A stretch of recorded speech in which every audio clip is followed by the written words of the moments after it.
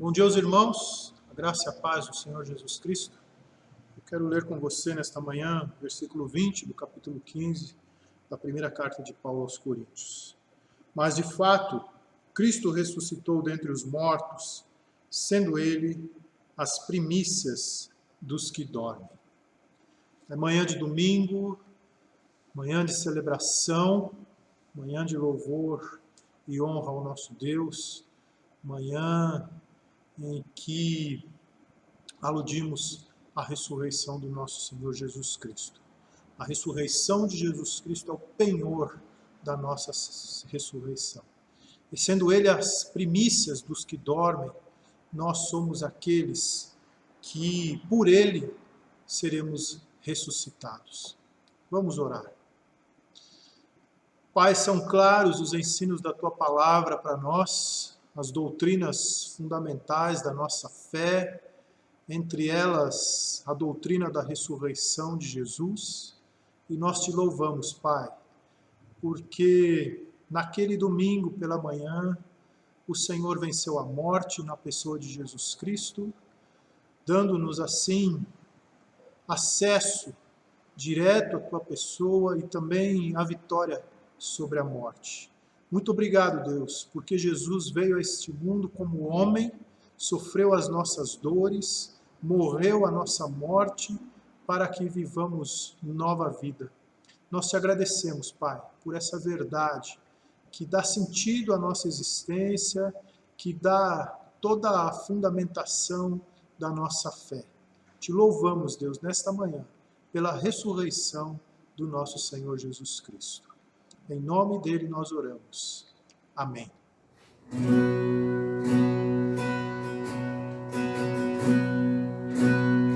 Tens meu coração e eu sou teu para sempre.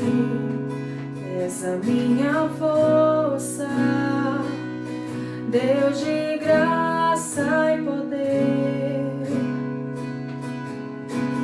Tu tens tudo em tuas mãos e ainda tens tempo a mim. Não compreendo a ti. Te louvo, ó Deus da terra e céus, quão lindo é teu infalível amor, infalível amor. O Senhor não muda, sempre és o mesmo, o Santo Deus, meu infalível amor, infalível amor. És a minha rocha, em que eu me apoio. És minha canção, e eu só canto a ti. Tu tens tudo em tuas mãos e ainda tens tempo a mim. Não compreendo a ti. Te louvo, ó Deus da terra e céus, quão lindo é teu infalível amor, infalível amor. O Senhor não muda, sempre és o mesmo, o Santo Deus, meu infalível amor, infalível amor. Te louvo, ó Deus da terra e céus, quão lindo é teu infalível amor, infalível amor. O Senhor não muda, sempre és o mesmo, o Santo Deus, meu infalível amor, infalível amor.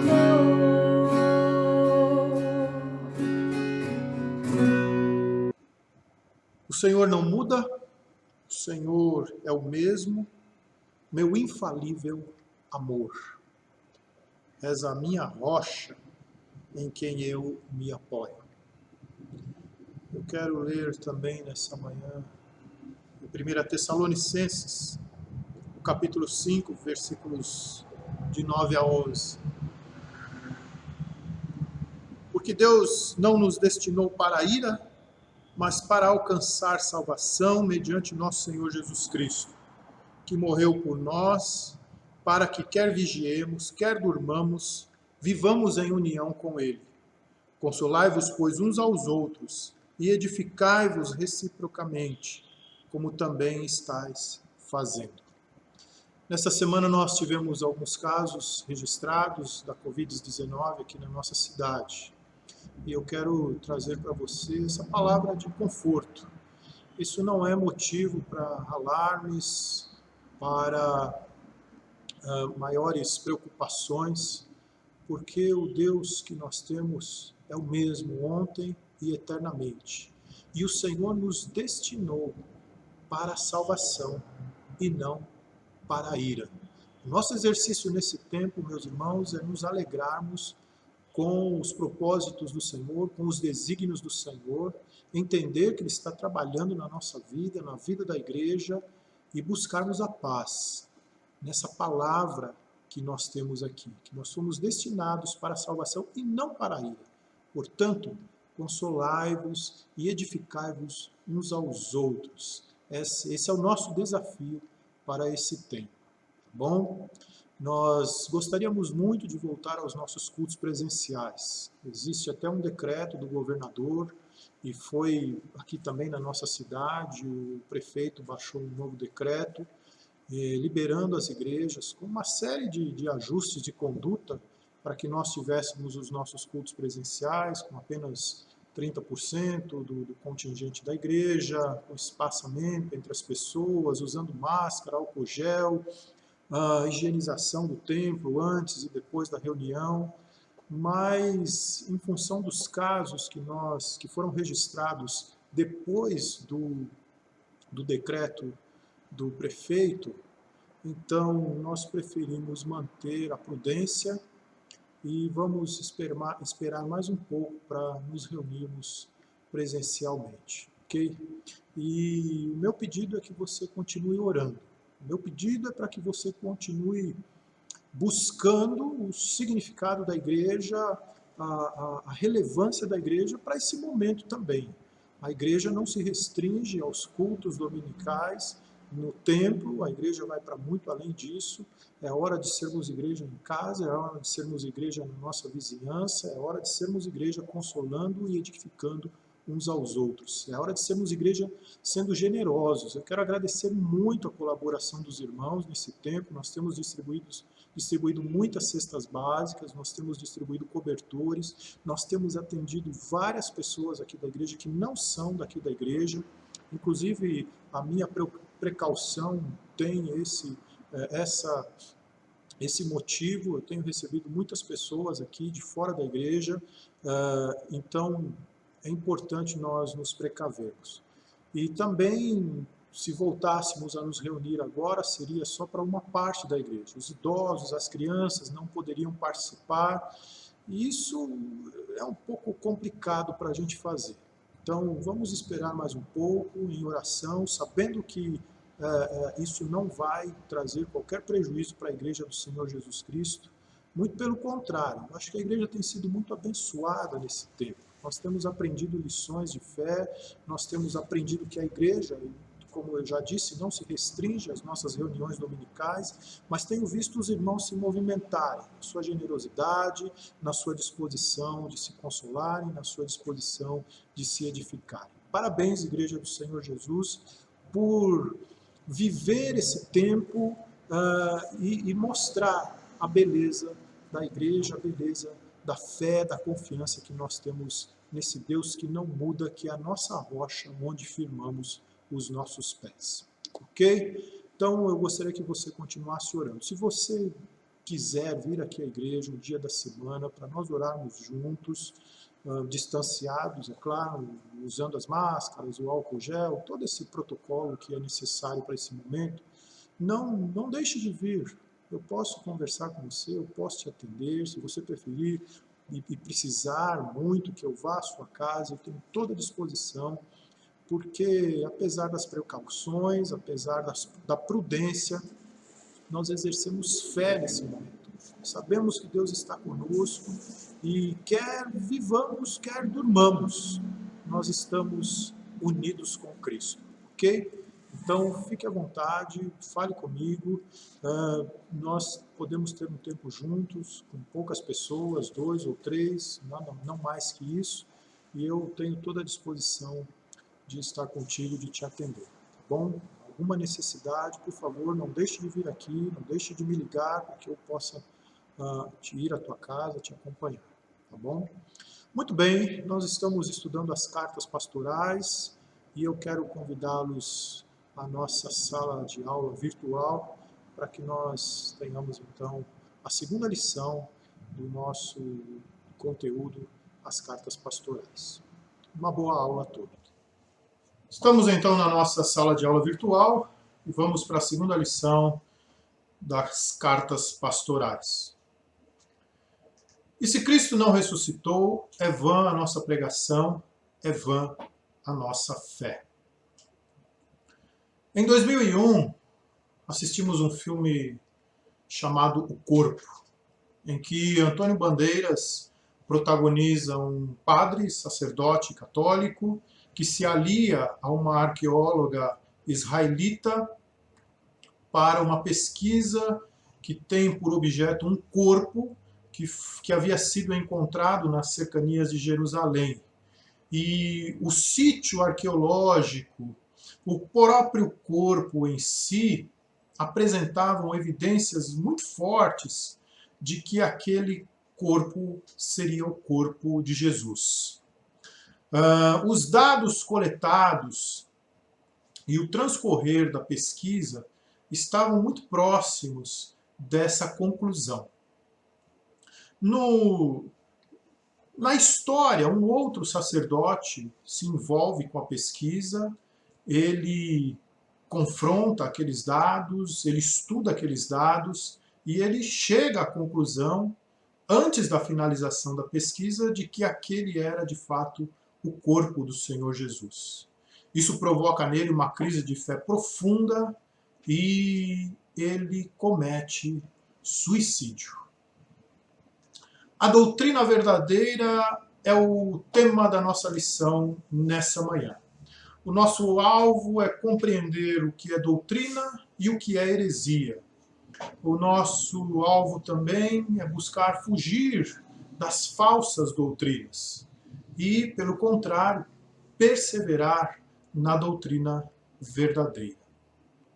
A doutrina, sã doutrina, ou a doutrina dos apóstolos, é aquele conjunto de ensinos da palavra de Deus, revelados por Deus, verdadeiros, que transpõem a nossa razão, que também não são passíveis de comprovações científicas.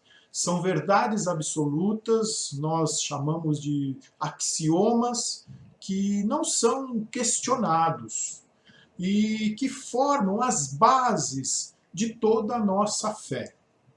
A doutrina também pode ser um item desse conjunto todo, ok? Então, quando nós falamos da doutrina dos apóstolos, nós estamos falando desse conjunto de verdades. Quando nós falamos da doutrina da igreja, nós falamos do conjunto dessas verdades. Mas também nós podemos falar em um item que compõe essas verdades. Também se denomina doutrina. Por exemplo, a doutrina da ressurreição de Cristo.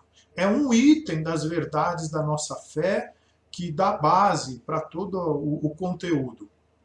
Mas é também uma doutrina. O comprometimento de uma doutrina, o questionamento de uma doutrina leva a um outro ensino que denomina-se heresia. Então, heresia é um outro ensino que se opõe àquilo que a igreja estabeleceu em matéria de fé, fundamentada nos ensinos dos apóstolos. A heresia é um ensino que vai contra as verdades da fé, fundamentadas na palavra de Deus. Paulo, na sua primeira carta a Timóteo, além de encorajar, fortalecer e equipar aquele jovem pastor para o ministério, ele também tem como objetivo combater as heresias que já eram comuns naquela época. Então Paulo diz a Timóteo, Timóteo, olha, esteja atento, porque existem pessoas aí na igreja que são contrários à verdade, eles estão desperdiçando tempo com discussões intermináveis sobre mitos e genealogias que levam a especulações sem sentido, em vez de promover o propósito de Deus que é realizado pela fé. Então, Paulo chama a atenção de Timóteo para que ele estivesse atento a essa realidade quanto a heresias que estavam sendo disseminadas dentro da igreja, principalmente com relação à pessoa de Jesus Cristo. O alvo da instrução de Paulo é o seguinte: o alvo de minha instrução é o amor que vem de um coração puro, de uma consciência limpa e de uma fé sincera. Esses 3 itens que Paulo queria especular, que Paulo queria explorar na vida de cada um daqueles que se colocavam como interlocutores dos seus ensinos, da doutrina dos apóstolos. Paulo trata do combate às falsas doutrinas, porque é no meio dessa realidade que Timóteo vai começar, vai iniciar, vai desenvolver o seu ministério. Timóteo, fique atento. Você vai começar o seu ministério, você vai trabalhar com a igreja, é importante que você tenha conteúdo sólido, é importante que você foque naquilo que realmente é propósito do Evangelho, principalmente no que diz respeito ao teor prático da nossa fé. Então não permita-se, Timóteo, envolver por essas discussões, por esses temas, por essas genealogias, por essa mitologia que não leva a nada. São discussões inválidas, são discussões que não produzem crescimento e não contribuem para nada no que diz respeito à prática da fé cristã. Atente, Timóteo, para a sã doutrina, para aquilo que de fato faz diferença na nossa vida, para aquilo que compõe a nossa cosmovisão, para a nossa prática de fé como servos de Jesus Cristo e como aqueles que buscam alcançar um alvo, que é a estatura do varão perfeito segundo a pessoa de Jesus Cristo. Então, o êxito de Timóteo dependeria do quanto ele aliaria a sua vivência aos ensinos das doutrinas, aos ensinos dos apóstolos. Timóteo, então, você combate esse bom combate. E como combater essas falsas heresias, como combater essas falsas doutrinas, como combater as heresias? Obedeça a Bíblia. Timóteo, você conhece as Sagradas Letras, você conhece bem o Antigo Testamento, você sabe o que significam aquelas promessas e você sabe como foram cumpridas aquelas profecias. Então, fique atento, alie aquele ensinamento do Antigo Testamento com o que os apóstolos de Jesus estão ensinando, com o que nós estamos apresentando a você. E não negocie a sã doutrina, a verdadeira doutrina. Não abra mão desse ensino, não permita se envolver por essas mentiras, por essas falsidades que estão sendo anunciadas na igreja. Genealogias, mitos, isso vinha de uma cultura judaica, religiosa, em que os judaizantes queriam aliar a fé cristã àqueles ensinos, àquela cultura religiosa.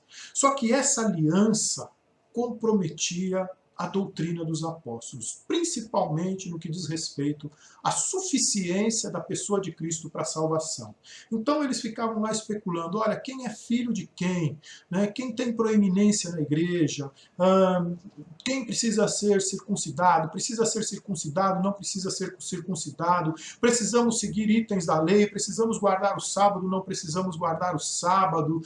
Jesus Cristo veio de fato em corpo? Ele era só um espectro de homem, porque a carne é má e o espírito é bom. Então todas essas confusões eram discutidas, estavam sendo discutidas dentro da igreja.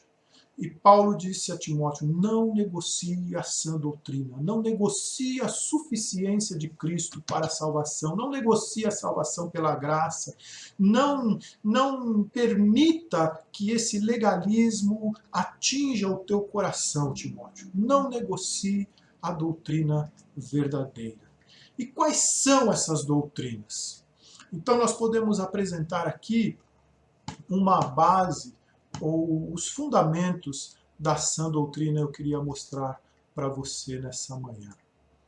Timóteo, entenda bem, no princípio criou Deus os céus e a terra, e o Espírito de Deus se movia sobre a face das águas. No princípio era o Verbo, e o Verbo estava com Deus, e o Verbo era Deus.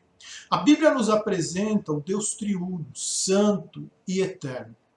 Ele é o Todo-Poderoso, o onisciente, o onipresente, ele é uma pessoa e o Criador de todas as coisas. Criou Deus o homem e mulher à sua imagem e semelhança. Os criou com um nível elevado de liberdade para que eles decidissem. E os criou para um relacionamento que glorificasse o Deus Criador, pois para a sua glória os criou. Mas por sua liberdade, a humanidade, em Adão, preferiu não dar louvor à glória de Deus. E então, todos pecaram e carecem da glória de Deus. Assim não há um justo sequer. O homem caído não tem em si potencial algum para livrar-se de sua condenação de pecado. Está perdido, está condenado ao caos eterno, destinado a um lugar de sofrimento e perdição por toda a eternidade. Contudo, Deus, sendo rico em misericórdia, por causa do seu grande amor com que nos amou, e estando nós mortos nos nossos delitos, nos deu vida juntamente com Cristo. Deus amou o mundo de tal maneira que deu o seu Filho unigênito para que todo aquele que nele crê não pereça, mas tenha a vida eterna. Jesus entregou-se espontaneamente para nos salvar. Ele é o Cordeiro de Deus que tira o pecado do mundo. Ele é o nosso resgatador, aquele que veio comprar por preço alto a nossa libertação do pecado. Somente em Cristo alcançamos o perdão da nossa condição pecaminosa. Só nele encontramos a salvação. E o testemunho é esse, que Deus nos deu vida eterna e esta vida está no seu Filho.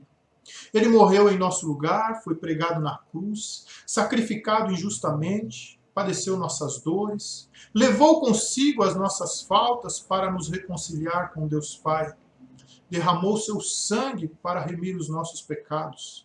Pois sem derramamento de sangue não há remissão de pecados.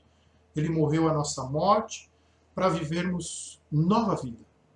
Naquela manhã de domingo, Jesus ressuscitou dentre os mortos. E aquele corpo que Antônio Bandeiras e a arqueóloga israelita encontraram não era o corpo de Jesus. Foi essa, e simplesmente essa, a conclusão de toda a pesquisa. Porque ele ressuscitou. Ele nos deu vida, pela graça sois salvos. Essa doutrina, a doutrina da ressurreição de Jesus, é o ápice da doutrina cristã. Jesus ressuscitou. Ela dá sentido a todas as outras. Nela culmina toda a lógica das doutrinas que formam o ensino e a verdade da salvação de Deus. Jesus ressuscitou, a nossa pregação não é vã e a nossa fé tem sentido, é verdadeira, é eficaz. Ele é o nosso mediador vivo, que nos reconcilia com o Pai e nos dá a Ele acesso direto. Podemos entrar no Santo dos Santos sem qualquer outra mediação, senão a que o Senhor Jesus nos oferece. Não precisamos de outro homem, outro sacerdote para nos achegarmos a Deus. Você pode ler a sua Bíblia na sua língua, compartilhar e confessar o seu pecado diretamente a Deus, pois Jesus nos dá esse acesso. Ele está vivo, sentado à direita de Deus, como ministro do santuário e do verdadeiro tabernáculo que o Senhor erigiu e não o homem. A doutrina cristã compõe a nossa compreensão do mundo. Ela produz em nós esse entendimento de que nossa vida está firmada na certeza da ressurreição de Jesus, na certeza de que com ele vencemos a morte, e tudo que vem ameaçar a nossa vida deve passar pelo crivo da esperança e da segurança que temos nessas verdades eternas, nas doutrinas cristãs, verdades inquestionáveis, pois são verdades de Deus. A perseverança na sã doutrina é um desafio de vida para nós. Porque Deus não nos destinou para a ira, mas para alcançar a salvação, mediante o Senhor Jesus Cristo, que morreu por nós, para que, quer vigiemos, quer durmamos, vivamos em união com Ele. E esta é a promessa que Ele mesmo fez, a vida eterna. Por fim, temos a doutrina da igreja, o corpo de Jesus, representado pela união dos santos, dos salvos, que formando uma engrenagem bem ajustada, anuncia a multiforme sabedoria de Deus. Essa igreja será levada aos céus por Jesus, que virá buscá-la no dia da sua volta prometida. Canta, exulta, ó filha de Sião, porque eis que venho e habitarei no meio de ti, diz o Senhor. Eis que venho sem demora. Bem-aventurado aquele que guarda as palavras da profecia deste livro. Eis que venho sem demora, e comigo está o galardão que tenho para retribuir a cada um segundo as suas obras.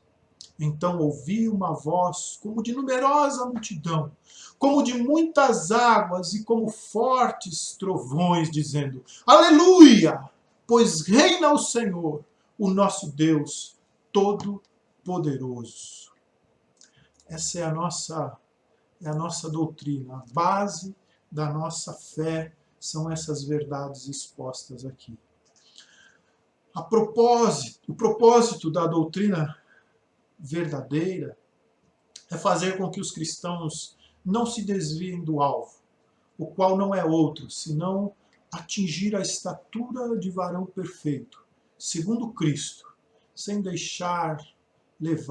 se deixar levar pelos falsos ensinos.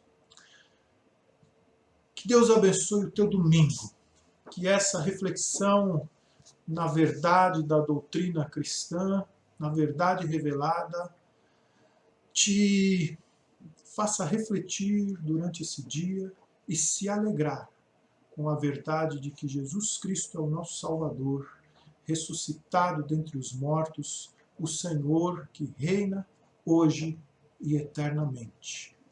Um domingo muito abençoado a você. Fica na paz de Jesus.